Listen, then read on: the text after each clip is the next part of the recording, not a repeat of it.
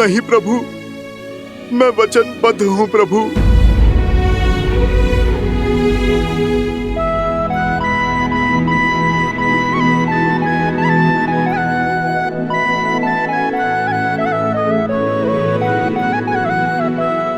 मैं तुम्हें वचन तोड़ने के लिए बाध्य नहीं करूंगा हनुमान। लगता है एक राम भक्त को दूसरे राम भक्त से अधिक मोह हो गया है, या कदाचित भक्त के मन में भी विद्रोह ने जन्म ले लिया। क्षमा कर दीजिए भगवान वाल्मीकि, अब मुझे आपका वचन तोड़ना होगा। मुझे हर पाप का दंश स्वीकार है, किंतु पिता के हाथों पुत्र की मृत्यु होते देखने का महापाप नहीं।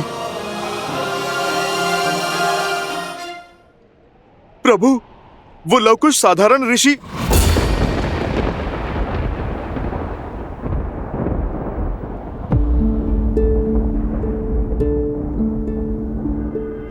मैं सब समझ गया, अब और कुछ कहने की आवश्यकता नहीं है। वचन से बंधे हो इसलिए अब तक मौन थे, तो अब भी कुछ मत कहो हनुमान। इस संसार में वचन से बड़ा और कुछ नहीं। किंतु प्रभु, आपका जानना आवश्यक है। प्रभु, वो बालक यहाँ है, हम लौट आए।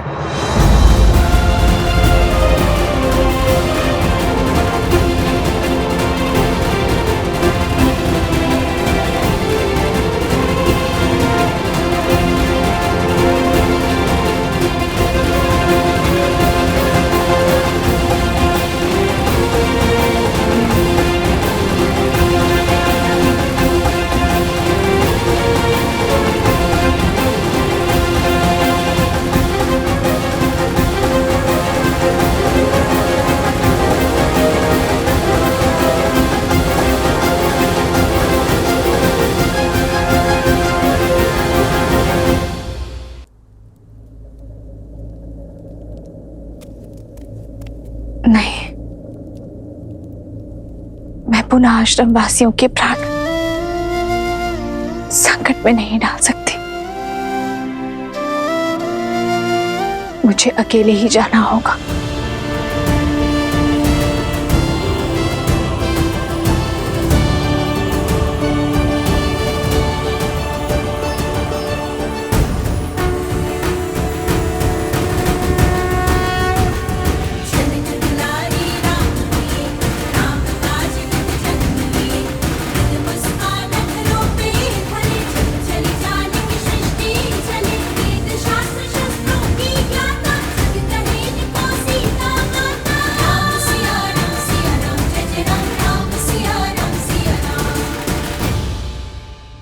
लवकुश, आपने अपनी माता को सत्य बताया?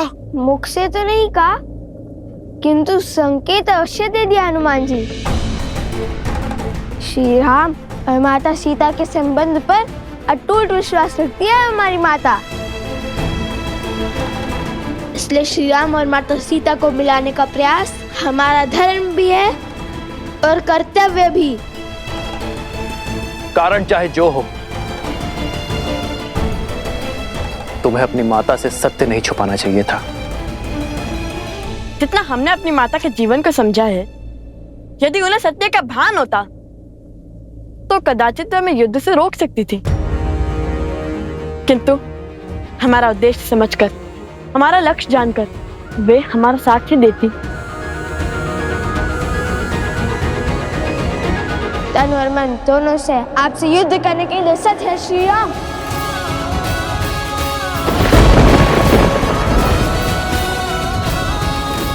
अश्व पकड़कर जो चुनौती ली है, उससे पीछे नहीं हटेंगे लवकुश।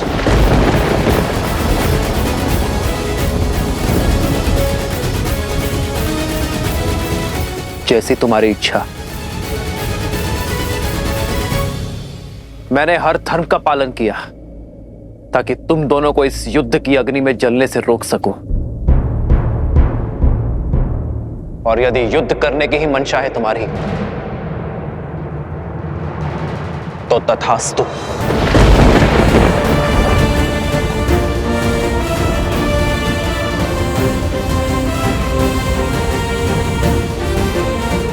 माता, कहाँ हैं आप? पुत्र और पिता दोनों एक दूसरे पर शस्त्र तानने को तत्पर हैं। आ जाइए माता और रोक लीजिए इस विनाश को।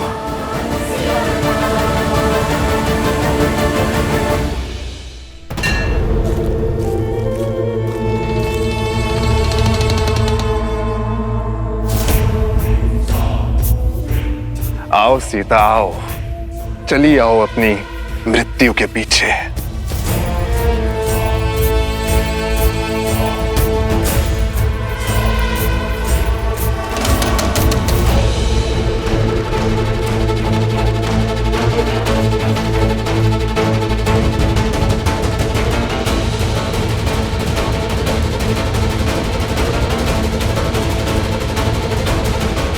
ये भक्षण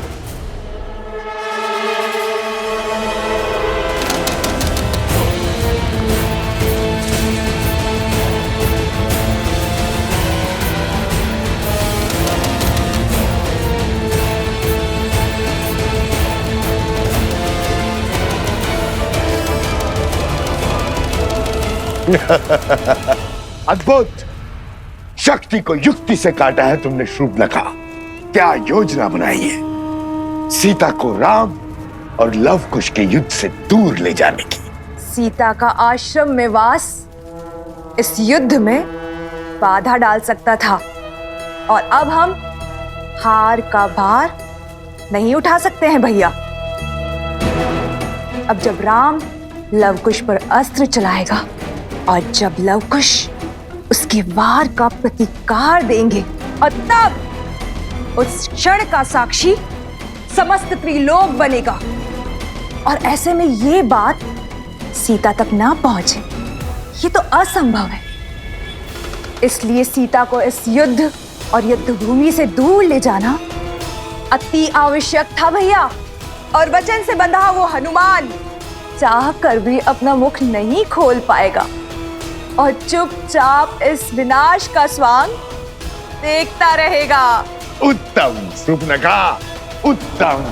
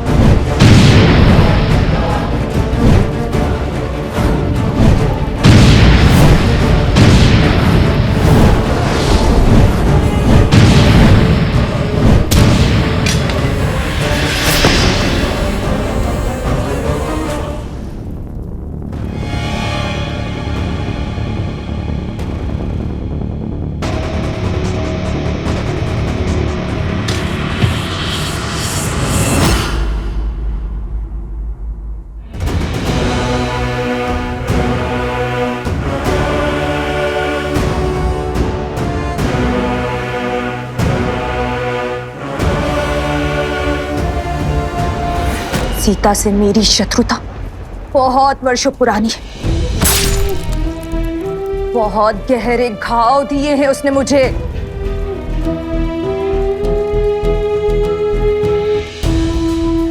आज मैं उससे अपनी हर पीड़ा, हर दुख, हर कष्ट का प्रतिशोध लूंगी। आज उस सीता का अंत होगा। एक साधारण सी स्त्री होकर भी मेरी माया को हराया उसने। मेरे तिरस्कार का कारण बनी वो। मेरे कुल को लील गई और मेरे भ्राता को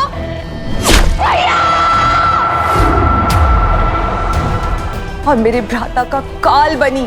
किंतु आज मैं उन सब का प्रतिशोध लूंगी। आज उसकी मृत्यु के साथ हमारी इस शत्रुता के अध्याय का भी अंत होगा।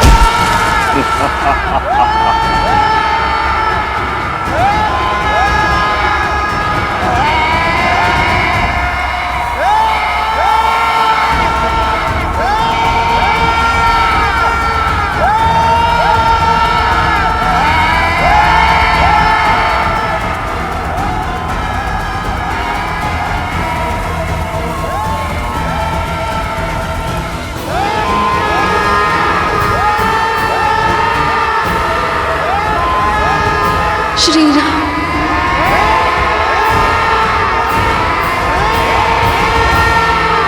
आज हमारी चाल केवल राम सिया की नहीं बल्कि समस्त रघुवंश का अंत कर देगी।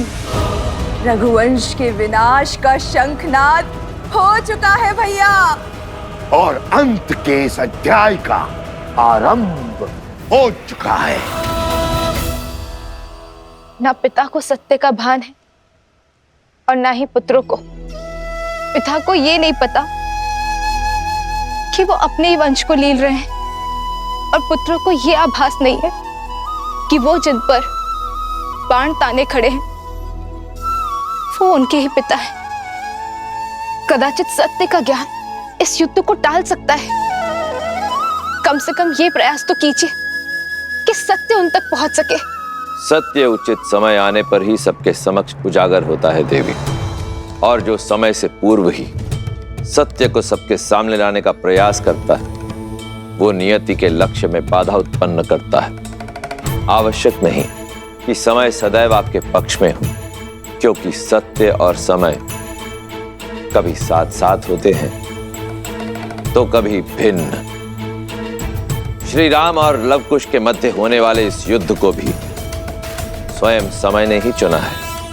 स्वयं समय ने ही साक्षात नारायण को इस दुविधा में डाला है कि वो इस परीक्षा की घड़ी का सामना करे। ये द्वंद्व आने वाली पीढ़ियों को ये संदेश देगा कि परीक्षा की घड़ी आने पर, दुख की घड़ी आने पर उससे लड़ा नहीं जाता, उसे काटा जाता है। और सीता, उनका क्या महादेव?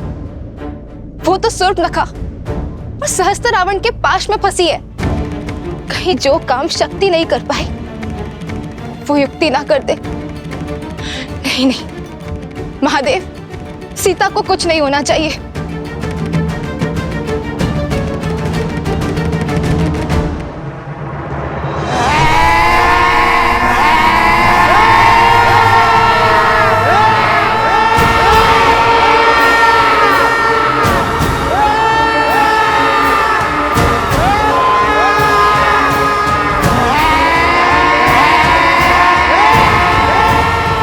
अरे, अभी से भयभीत हो गई तुम सीता। अभी तक तो तुमने विध्वंस का दंश झेला ही नहीं है।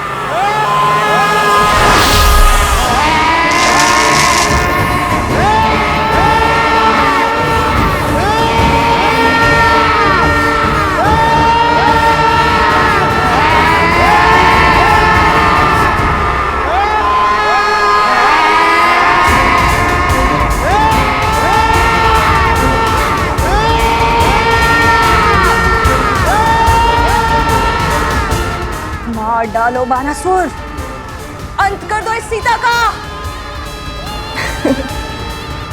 इसके साथ ही रामायण की गाथा और उसकी संपूर्णता की कथा का अंत हो जाएगा भैया।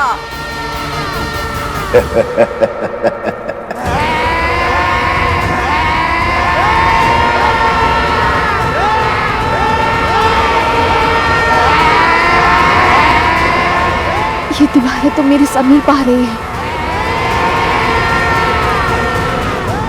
हे गौरी माँ, मुझे अपनी शरण दे, मेरी सहायता कीजिए गौरी माँ।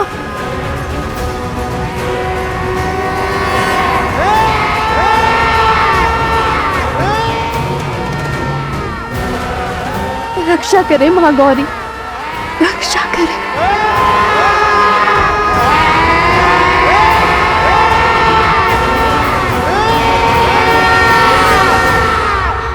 महादेव, महादेव, अब मेरी पुकार हो रही है।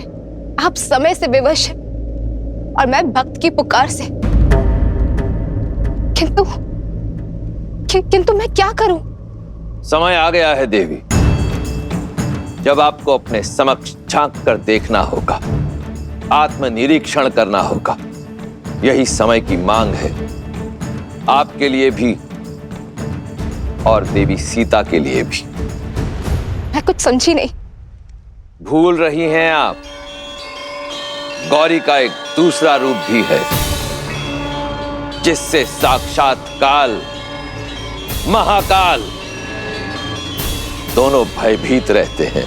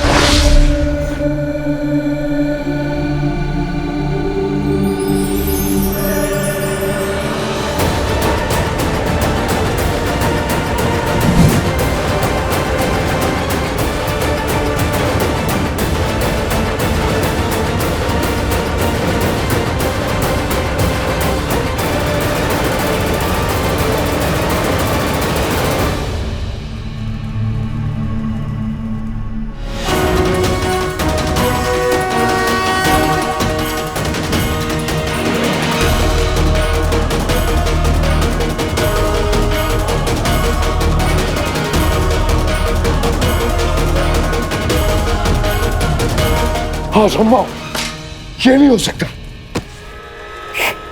ये नहीं हो सकता।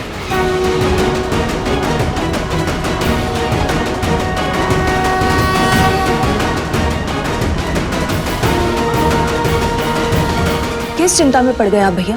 क्या हो गया आपको? सीता के पीछे देखो, कौन है वो? कहीं कोई नहीं है भैया।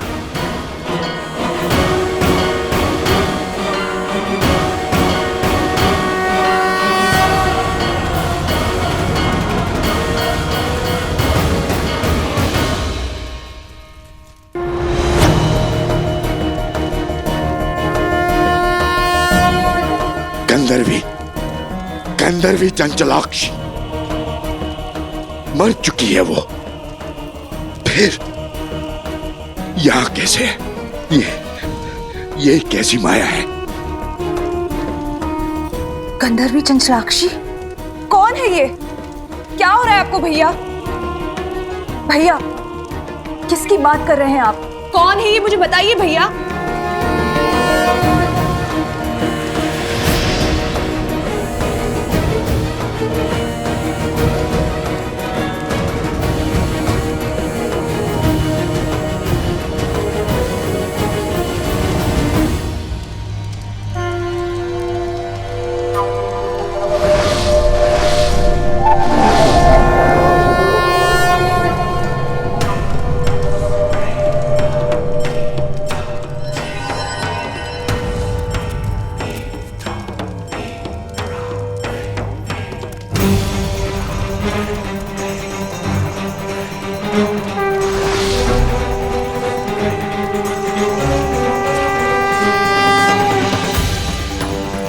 असंभव,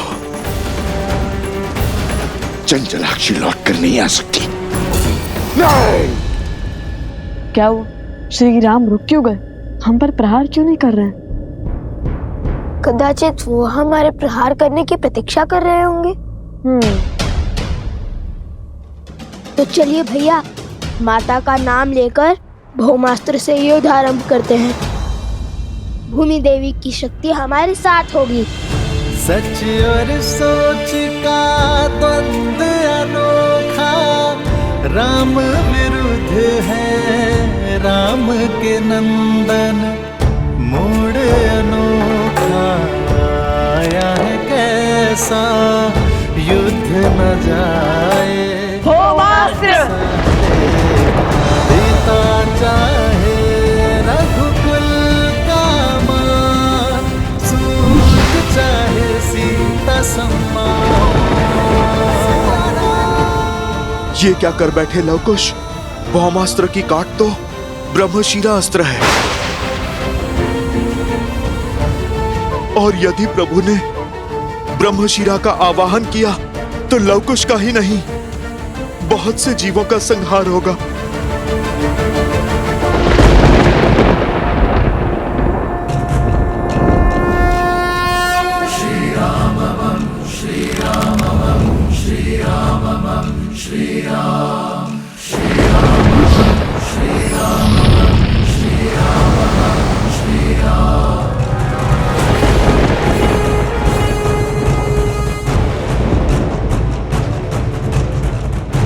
एक क्षण भैया, यदि श्री राम ने भौमास्त्र के विरुद्ध ब्रह्मशिरा अस्त्र का उपयोग किया तो हमारे पास उसका काट भी नहीं है। वो निर्णय उनका है।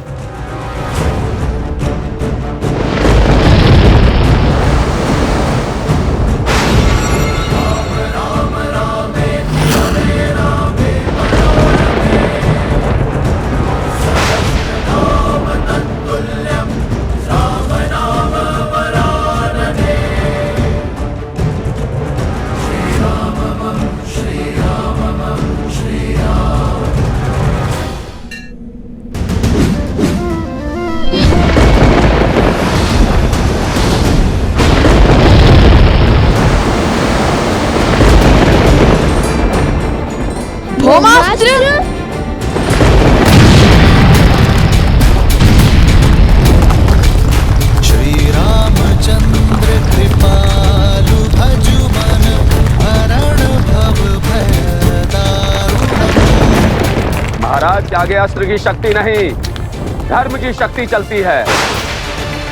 अस्त्र चाहे कोई भी हो, महाराज के तप और त्याग के कारण हर अस्त्र की शक्ति 100 गुना बढ़ जाती है।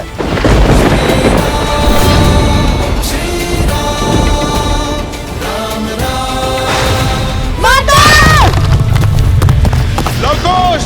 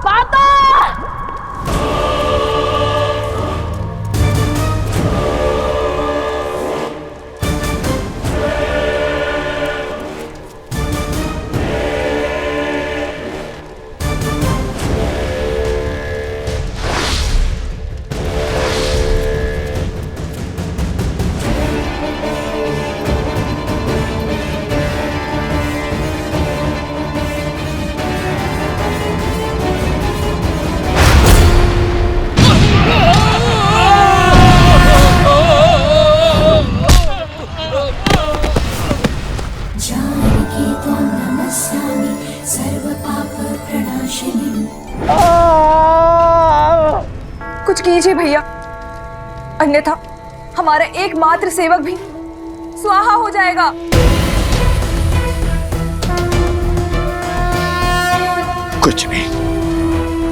कुछ नहीं कर सकता मैं।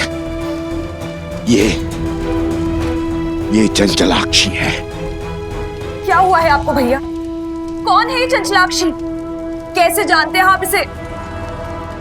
क्या नाता है आपका उससे? बताइए भैया, उत्तर दीजिए भैया। कौन है ये चंचलाक्षी? क्या हो रहा है आपको भैया? भैया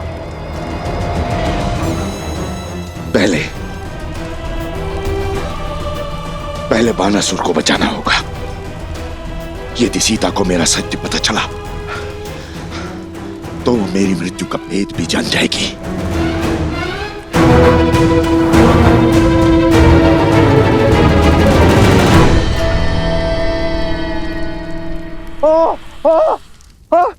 महाराज बचाइए, बचाइए महाराज। माता, माता।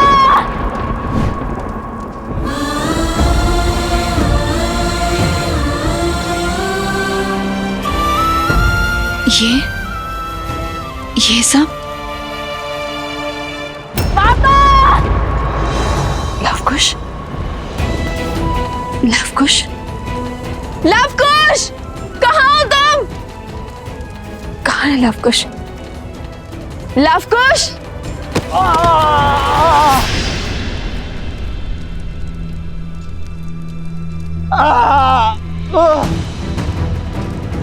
ये अवश्य इन असुरों की कोई माया थी, मेरे मंत्र जाप में विघ्न डालकर भाग निकलने की इनकी युक्ति थी। ये मेरे पुत्रों का स्वर नहीं था।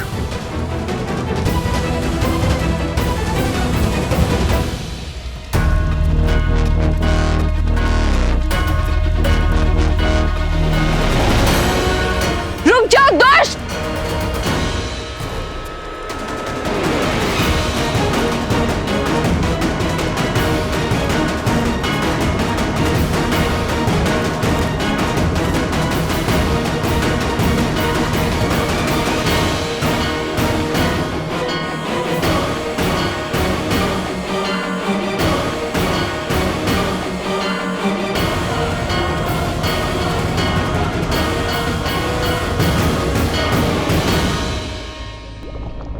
संभाल कर कुश, ये पत्थर तो खिसक रहे हैं। हमें इस पास से बाहर निकलने का कोई न कोई मार्ग ढूंढना होगा। हमें माता का नाम लेकर अपने जीवन को दांव पर लगाकर ना ये अंतिम बार करना होगा। जीवन को बचाने का प्रयास करना होगा। और यदि ये लावा हम पर गिरा या पत्थर निकले तो हमारी मृत्यु निश्चित है।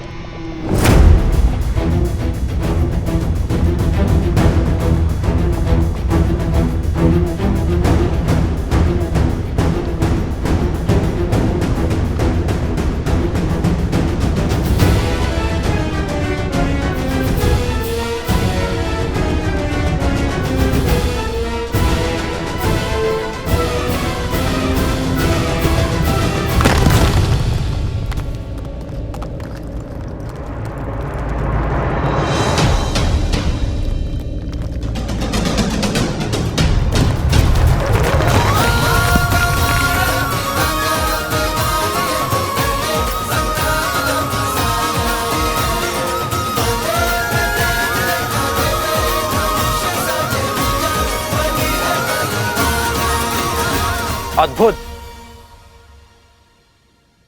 मैं जानता था तुम दोनों अवश्य लौटोगे। तो बताओ, मृत्यु के इतना समीप जाने के बाद क्या इच्छा है तुम्हारी? क्या आप भी मुझसे युद्ध करोगे या समर्पण करोगे? बालकों, मान जाओ प्रभु की बात। स्वीकार कर लो प्रभु का ये अवसर, स्वीकार कर लो। जब श्री राम और राजानुज लक्ष्मण को ऐरावत उठाकर ले गया था, जब आपको कोई मार्ग नहीं सूझ रहा था, तब क्या आपने पीछे हटने का विचार किया था? जब मेघनाथ ने लक्ष्मण जी को घायल किया था, तब आपने पीछे हटने का सोचा था?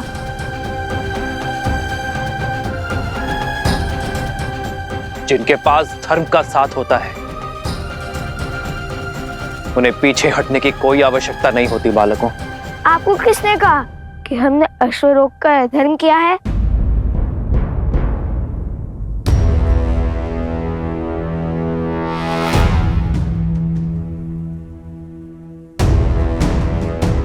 ये अश्वमेध का अश्व है, जो धर्मात्मा महाराज कौशल नरेश अयोध्यापति श्री राम की संपत्ति है। और मर्यादा और धर्म की गति का प्रतीक है। जिसने भी इसे रोकने का साहस किया और अयोध्या की चतुरांगिनी सेना से युद्ध को आमंत्रण करेगा। हमने तो केवल ये चुनौती स्वीकारी है।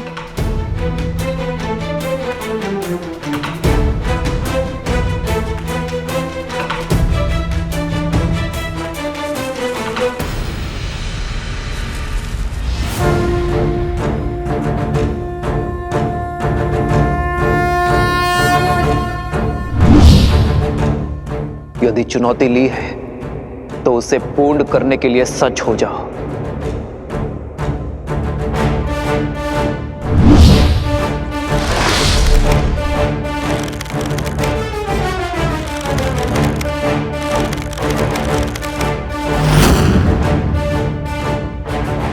सावधान!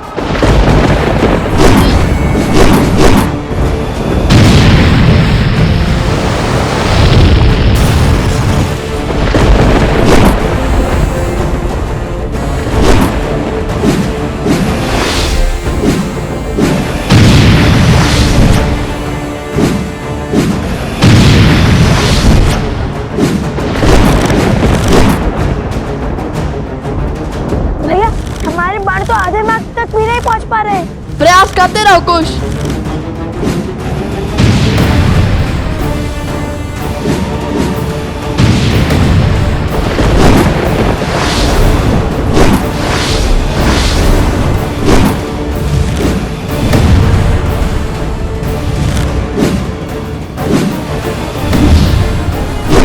भैया, उनके माथे पर तो श्वेतक भी नहीं उभर रहे और यहाँ हम मन और संबल हारते जाते हैं। शब्द नहीं, हाथ तक चलाओ कुश।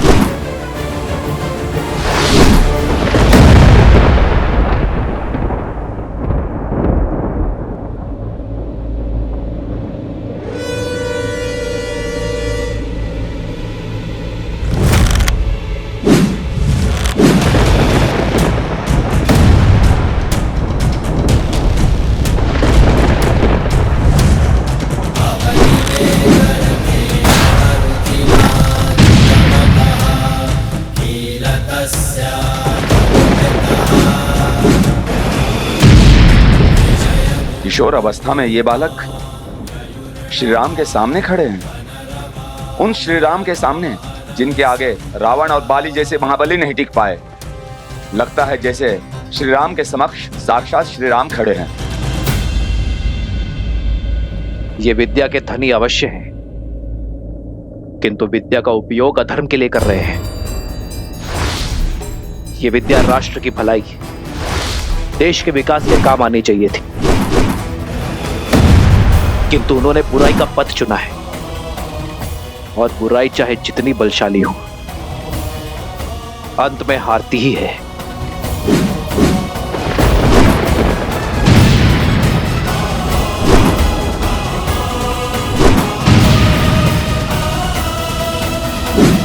यह युद्ध आज समाप्त होकर ही रहेगा।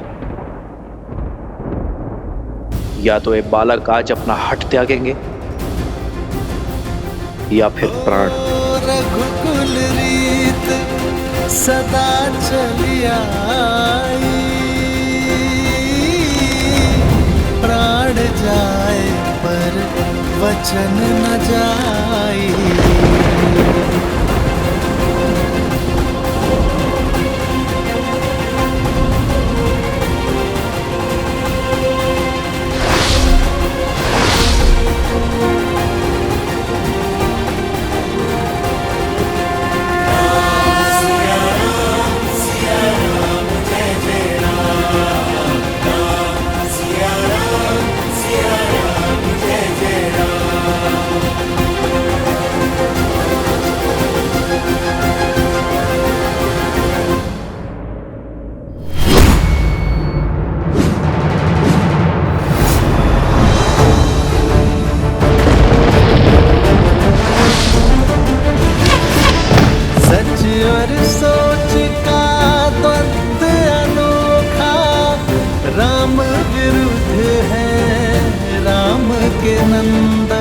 हे महादेव, इस महाविनाश को रोकने का आप मुझे मार्ग दिखाइए।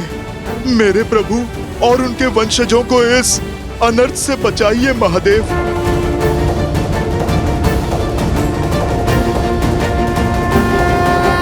पिता चाहे रघुकुल का मान, सूत चाहे सीता सम्मान।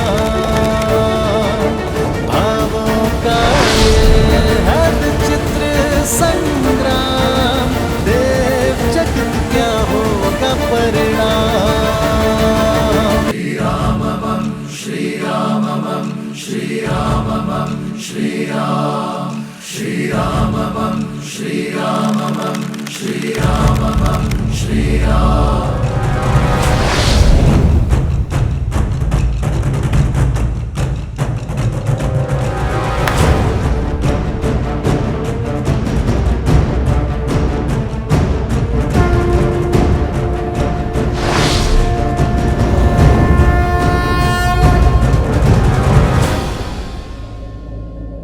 लगता है भाग्य तुम्हारे साथ है बालकों, क्योंकि सूर्यास्त के पश्चात चलाया एक भी बाण रघुकुल में युद्ध नियम के विरुद्ध होता है। आज एक सूर्यवंशी के विरुद्ध तुम्हारी ढाल साक्षात सूर्यदेव बनकर आए हैं। नियति तुम्हें अंतिम अवसर दे रही है बालकों। जाओ, जाकर अपनी माता को सत्य बताओ। यदि कल सूर्योदय होने पर तुम दोनों के हाथों में धनुष दिखे तो उसी क्षण हट और हटी दोनों का अंत कर दूंगा।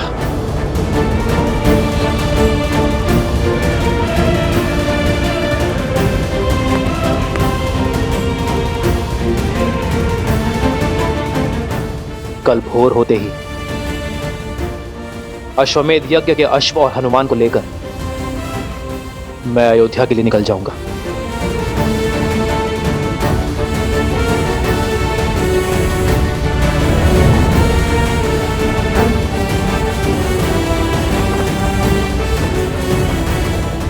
जाओ और जाकर हर भूल के लिए अपनी माता से क्षमा मांगो।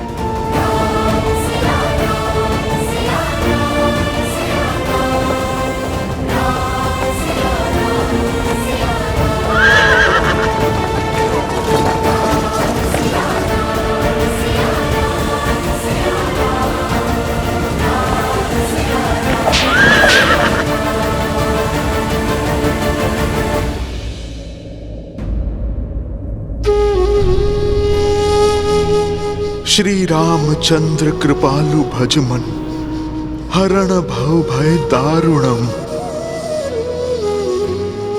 कृपा और दया के सागर है मेरे प्रभु श्री राम।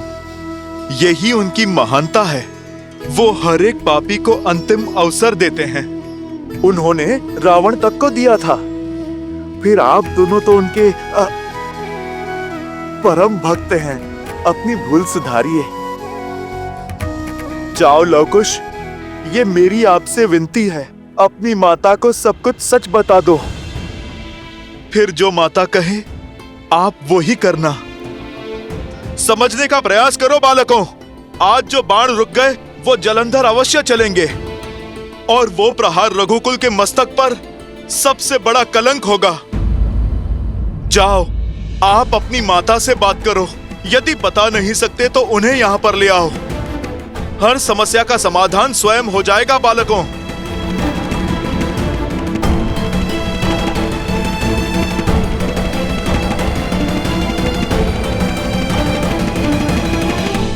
लवकुश की पुकार की माया से आपने बानासुर को बचा लिया, परंतु आप स्वयं किस माया में फंसे जा रहे हैं भैया? क्या नाता है आपका इस गंधर्वी चंचलाक्षी से? और सीता के पीछे आपको वो क्यों दिखाई दे रही है? मुझे तो कुछ नहीं दिखाई दे रहा है। ये घटना संकेत है शुभनखा, उस श्राप का। कहीं वो सीता उस श्राप को पूर्ण करने का माध्यम तो नहीं?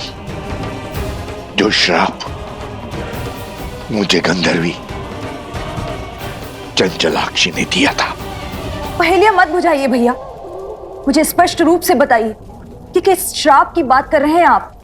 मैंने अनेक वर्षों तक ब्रह्मदेव का तप करके उनसे अजर अमर होने का वरदान प्राप्त किया था। यह आशीष पाया था कि मुझे केवल स्त्री ही मार सकती है। मैं समझ गया था कि इस वर में अवश्य कोई छल छुपा हुआ है, इसलिए मैंने एक और वरदान मांग लिया कि मेरे सहस्त्र शिशु में सहस्त्र गुना कूटनीति और चालाकी भरी होगी। उसके बाद मैंने कई राज्यों पर अपना आधिपत्य स्थापित किया, परंतु मैं दशानंद रावण की तरह दिग्विजय नहीं बनना चाहता था। मुझे बहुत अधिक की नहीं, केवल थोड़े की ही अभिलाषा थी। तो मैंने अपने अधीन भी कुछ ही राज्य किए।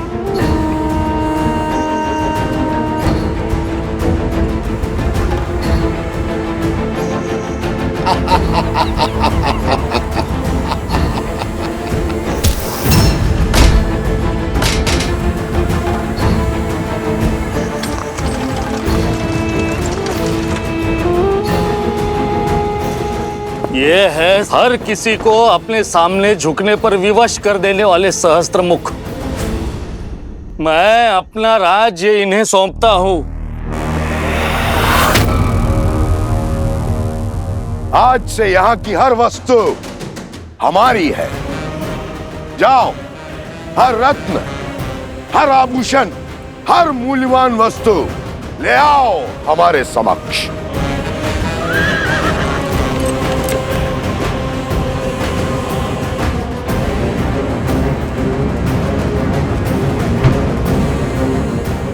चलो सारथी।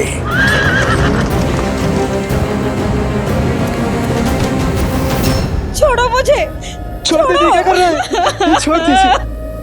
हर अनमोल वस्तु लेकर मैं उस राज्य से निकल ही रहा था कि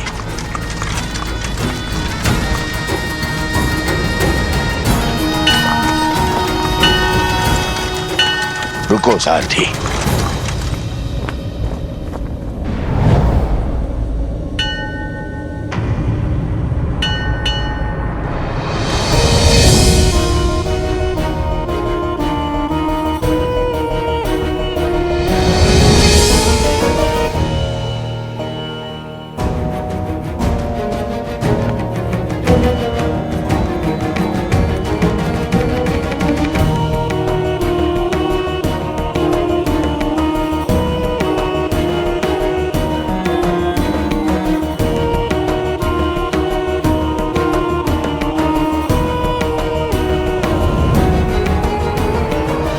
अद्भुत, अनुपम, ये तो संसार का वो धन है, वो ऐश्वर्य है जिसे मेरे पास होना ही चाहिए।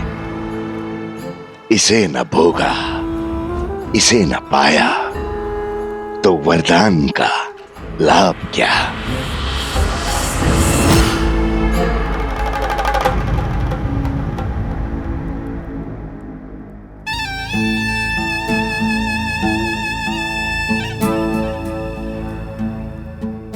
तप के लिए बहुत अनुचित स्थान चुना है सुंदरी।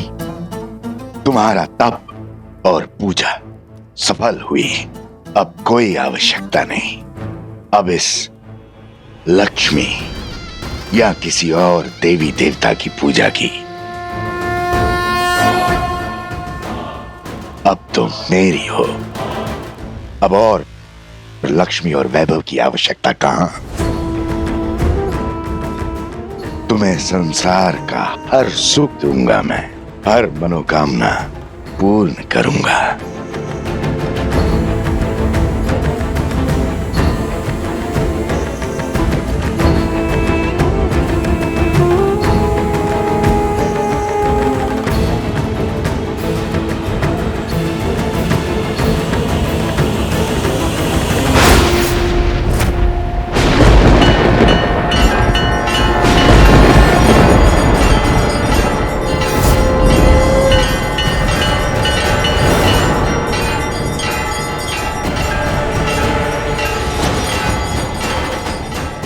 तुम्हारे स्पर्श ने मुझे अपवित्र कर दिया है सहस्त्रमुख।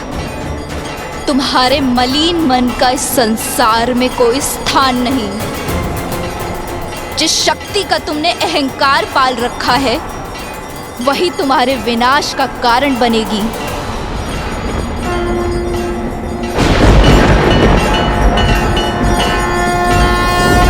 विनाश और मेरा ब्रह्मा का वरदान प्राप्त है मुझे। कौन मारेगा मुझे?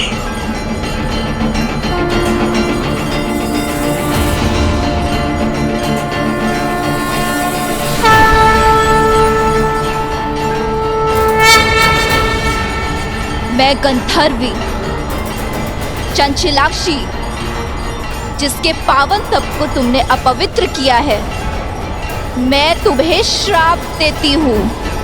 यदि मेरे माँ के प्रति भक्ति सच्ची है तो मुझे हर पुण्य मिल जाएगा, और जिस माँ लक्ष्मी की पूजा में तुमने विघ्न डाला है, एक दिन उन्हीं का रूप तुम्हारा अंत करेगा सहस्त्रमुख। उन्हीं के स्वरूप से तुम्हारा सर्वनाश होगा।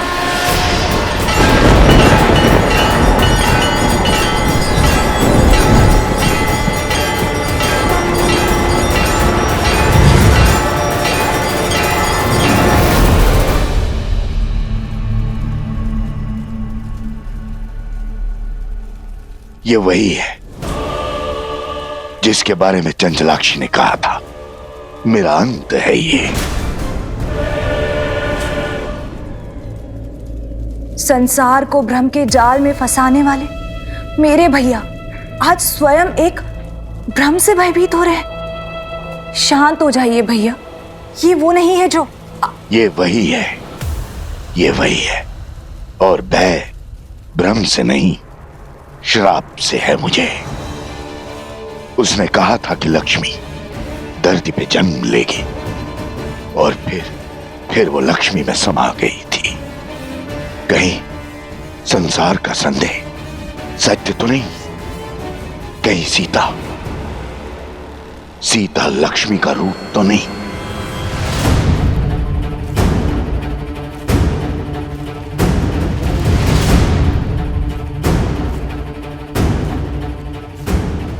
मुझे परिचय की क्या आवश्यकता है? पुराना शत्रु हूं तुम्हारा। मेरा पुराना शत्रु कौन हो सकता है वो जो पुनः लौट कर आया है? किंतु मेरी मृत्यु से क्या सिद्ध करना चाहता है वो? होना हो, ये बात जितनी छोटी लगती है उतनी है नहीं।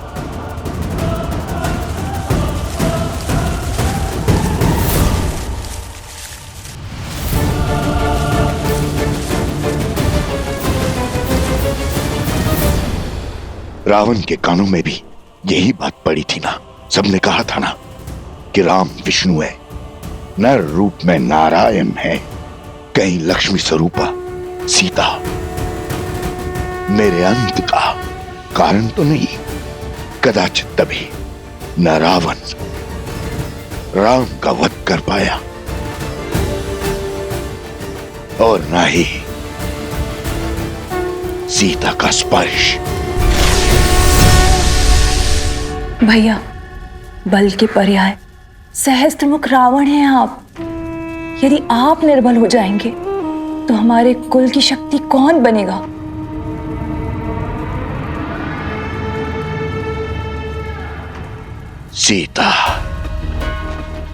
सीता के कारण पूरा राक्षस कुल समाप्त हो गया।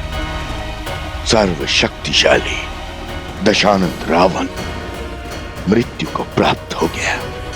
मैं प्रहार की कोई परीक्षा नहीं दूंगा। मैं लक्ष्मी के समक्ष नहीं जाऊंगा। नारायण, श्री लक्ष्मी, विष्णु, ये सब ढोंग है भैया। अरे जीवन भर वन में भटकने वाले देवता नहीं अभागे होते हैं। अभागे। जो बात संसार नहीं समझा वो आपको समझनी होगी भैया। मानना होगा कि वो सीता एक साधारण सी स्त्री है। आप स्वयं सोचिए भैया, क्या ईश्वर के अवतार को भी क्या इतनी सारी परीक्षाएं देनी पड़ती हैं?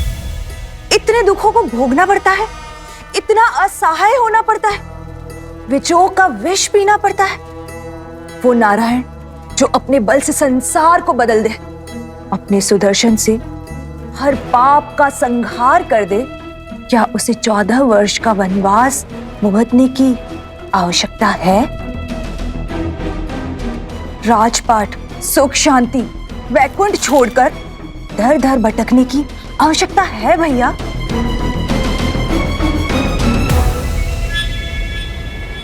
और जिसे आप लक्ष्मी समझ रहे हैं, जिसके भय से थर थर कांप रहे हैं, वो पूरे 1 वर्ष तक हमारे भैया की बंदी रही।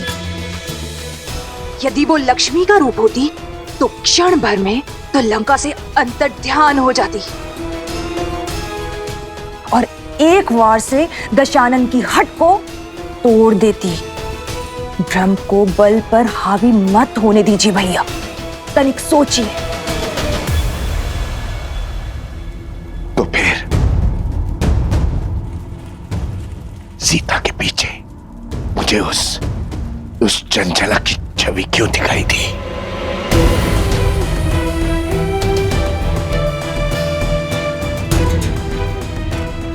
जब मन में संदेह होता है तो भूतकाल आंखों के सामने स्वरूप लेता है।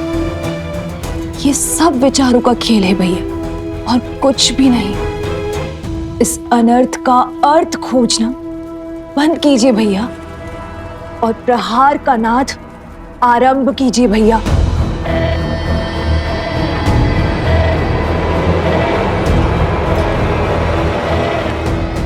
यदि विश्वास हो गया हो तो आगे बढ़े। हमारा अगला दांव शीघ्र, अति शीघ्र चलना होगा हमें भैया।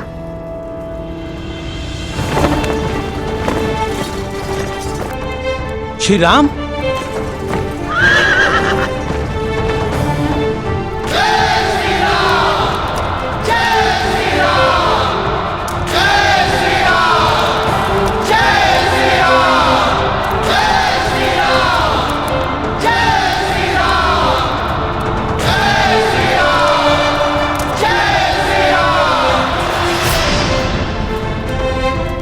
मैं आप सभी के भावों को समझता हूं, किंतु सर्वप्रथम मैं अपने भाइयों और मित्रों से मिलना चाहता हूं। कहां है वो?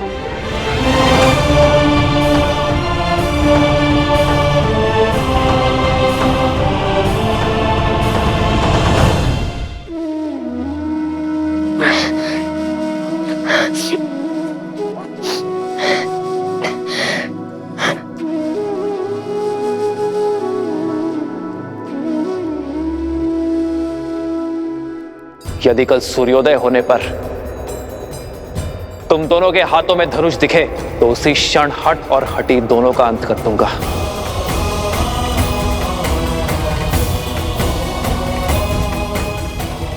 कल भोर होते ही अश्वमेध यज्ञ के अश्व और हनुमान को लेकर मैं अयोध्या के लिए निकल जाऊंगा।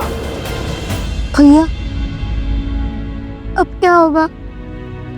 रामायण कैसे संपूर्ण होगी?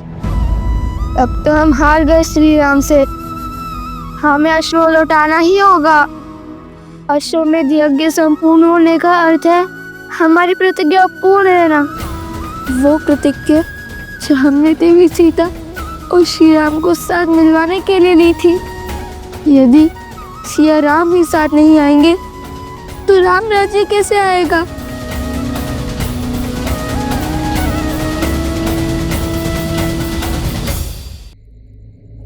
नहीं कुश, युद्ध अभिशेष है और हार जीत का निर्णय भी। आज जो भी हुआ वो अकल्पनीय है, इतिहास का भाग बन चुका। हमने श्री राम का सामना किया, उनकी शक्ति और उनकी आभा को ललकारा। कि जानते हुए भी हम पीछे नहीं हटे कि हमारे समक्ष रावण का संहार करने वाले श्री राम खड़े हैं। तुम ही बताओ, ऐसे शूरवीर कैसे हार सकते हैं? हमने आधा युद्ध जीत लिया है कुश। आज उनका केवल एक दाव उचित पड़ा है। स्मरण रहे, माता कहती है, धैर्यम सर्वत्र साधनम। भाग्य भी साथ साधने वालों का साथ देता है। कल हम पुनः श्री राम के समक्ष जाकर उनका सामना करेंगे।